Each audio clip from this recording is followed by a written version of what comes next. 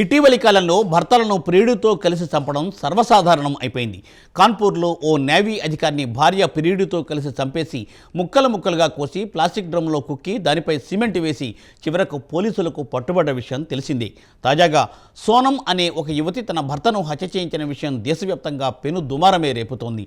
ఇష్టం లేని పెళ్లి చేసుకుని భర్తను హనీమూన్కు తీసుకువెళ్లి దారుణంగా చంపి సమాజం ముందు దోషిగా నిలబడాల్సి వచ్చింది.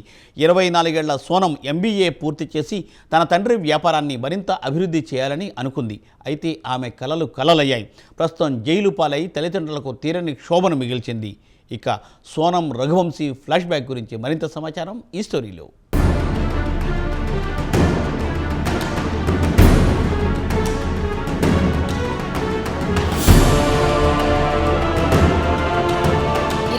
ఏళ్ల సోనం ఇండోర్లోని కుష్వానగర్లో చిన్నపాటి సందుగొందుల్లో నివాసం ఉండేది.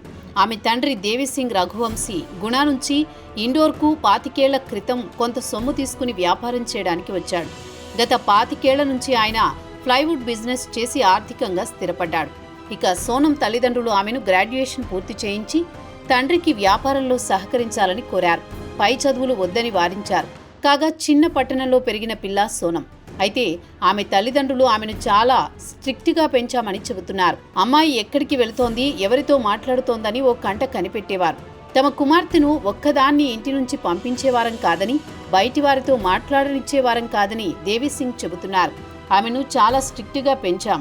ఆమె చదువుకోవడం, వ్యాపారానికి సంబంధించిన పని తప్ప ఇతర వ్యాపకాలు లేవని ఆమె తండ్రి దేవిసింగ్ చెప్పాడు.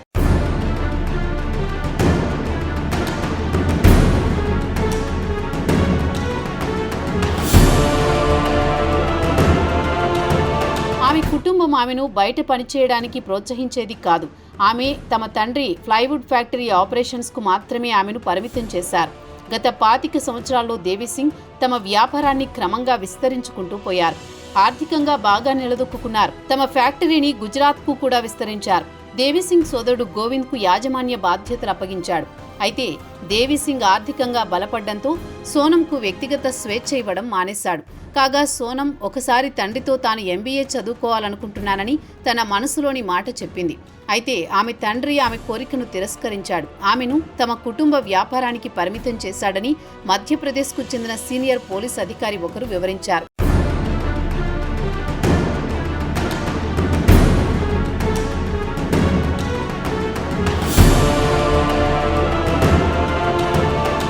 స్వేచ్ఛకు తండ్రి పూర్తి అడ్డుకట్ట వేయడంతో సోనం గతంలో తమ తండ్రి ఫ్యాక్టరీలో బిల్లింగ్ డిపార్ట్మెంట్లో పనిచేసే రాజ్తో పరిచయం ఏర్పడింది. అతడు కూడా ఆమె ఇంటికి సమీపంలో ఉండేవాడు. ప్రారంభంలో వ్యాపారానికి సంబంధించిన లావాదేవీల గురించి మాట్లాడుకునేవారు. రాను రాను ఇద్దరి మధ్య ప్రేమ చిగురించింది. అయితే దేవిసింగ్ కుటుంబానికి ఇద్దరి మధ్య జరుగుతున్న ప్రేమాయణం గురించి అస్సలు తెలియదు. వారి మధ్య ఎలాంటి సంబంధం లేదు. పోలీసులు కావాలనే కట్టుకథలల్లుతున్నారని దేవిసింగ్ మండిపడుతున్నాడు.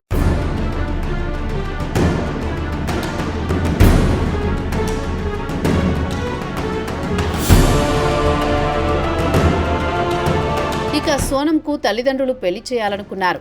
రాజా రఘువంశీతో సోనం తండ్రి వివాహం జరిపించాలనుకున్నాడు. అయితే గత ఏడాది అక్టోబర్ 1న శ్రీరామనవమి రోజు సమాజ్ పరిచయ పుస్తక అనే పేరుతో కమ్యూనిటీ మ్యాట్రిమోనియల్ డైరెక్టరీలో రాజా రఘువంశీ బయోడేటాను చూసి పెళ్లికి అంగీకరించాడు సోనం తండ్రి. అంతకుముందు ఇరు కుటుంబాలకు ఎలాంటి పరిచయం లేదు. సోనంకు రాజా రఘువంశీకి అస్సలు పరిచయం కూడా లేదు. ఇక రాజా రఘువంశీ విషయానికి వారికి ట్రాన్స్పోర్ట్ బిజినెస్ ఉంది. అలాగే ఎడ్యుకేషనల్ ఇన్స్టిట్యూట్కు బస్సులు అద్దెకు ఇస్తారు. ముగ్గురు సోదరుల్లో చిన్నవాడు రాజా రఘువంశీ. కుటుంబం వ్యాపారం చూసుకునేవాడు. అయితే ఇక్కడ ఆశ్చర్యం కలిగించే అంశమేమంటే ఏడాది క్రితం రాజా రఘువంశీ సంబంధం ప్రతిపాదన వస్తే వద్దని సోనం తండ్రి దేవిసింగ్ నిరాకరించాడని రాజా తల్లి ఉమా చెప్పుకొచ్చారు.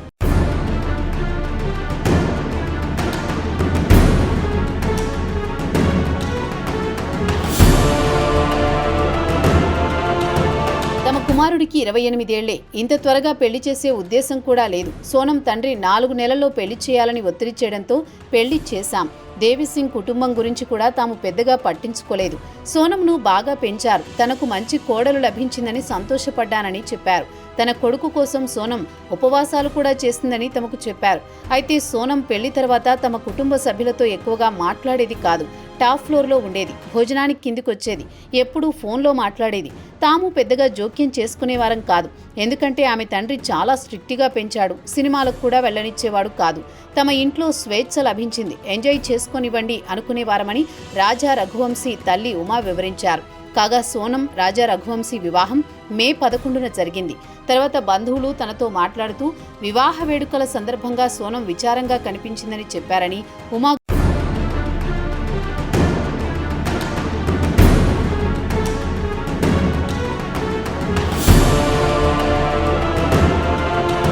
పెళ్లి తర్వాత హనీమూన్ గురించి కుటుంబంలో ఎలాంటి ప్లానింగ్ జరగలేదు.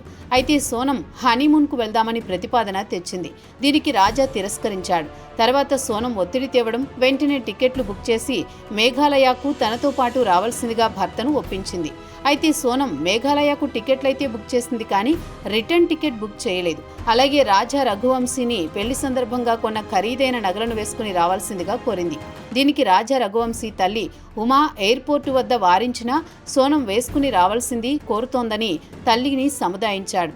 వాస్తవానికి సోనం మంచి అమ్మాయి అని ఆమె ఇంటి చుట్టుపక్కల వారు కూడా చెప్పారు. తాను సోనం తల్లిని తన కుమారుడి హత్య గురించి ప్రస్తావిస్తే ఆమె షాక్కు గురయ్యారు. తమ అమ్మాయి ఇలా చేస్తుందని కలలో కూడా ఊహించలేదని సోనం తల్లి చెప్పినట్టు ఉమా తెలిపారు. సోనం స్నేహితుడు రాజ్ కుష్వా గురించి తమకు తెలియదని, అయితే అతడు తమ కుమారుడి అంత్యక్రియలకు హాజరయ్యాడని, తమ కుమార్తె రాజ్ ప్రేమలో పడ్డ విషయం సోనం తల్లిదండ్రులకు తెలియదనుకుంటా అని ఉమా చెప్పుకొచ్చారు.